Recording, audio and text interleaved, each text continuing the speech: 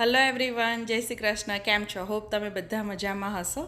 આજે હું તમારા બધા સાથે પછીથી એક નવા ટોપિક સાથે આવી છું અને એ છે કન્સિસ્ટન્સી.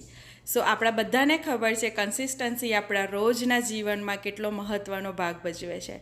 કન્સિસ્ટન્સી ઇઝ ધ કી.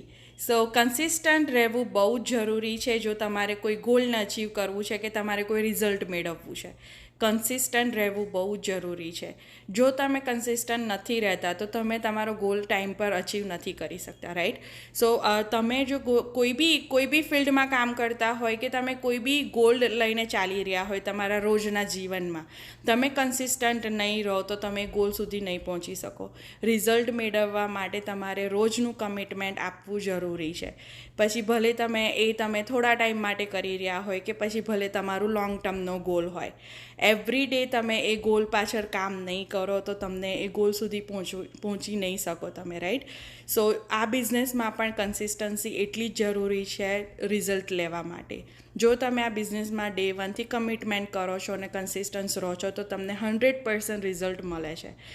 અને હું અત્યારે સક્સેસફુલી આ બિઝનેસ રન કરી રહી છું બિકોઝ ઓફ કન્સિસ્ટન્સી. ડે વનથી મેં આ બિઝનેસમાં કમિટમેન્ટ કરીને કન્સિસ્ટન્સી આપી છે, જે અત્યારે મને બેનિફિટ થઈ રહ્યું છે અને મને રિઝલ્ટ આપી રહ્યું છે.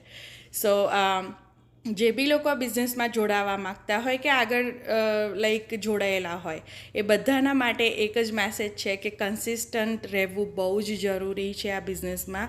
અને હોપ તમે બધા તમારા ગોલ સુધી પહોંચી અને પછીથી મળીશું નવા ટૉપિક સાથે. Thank you, by.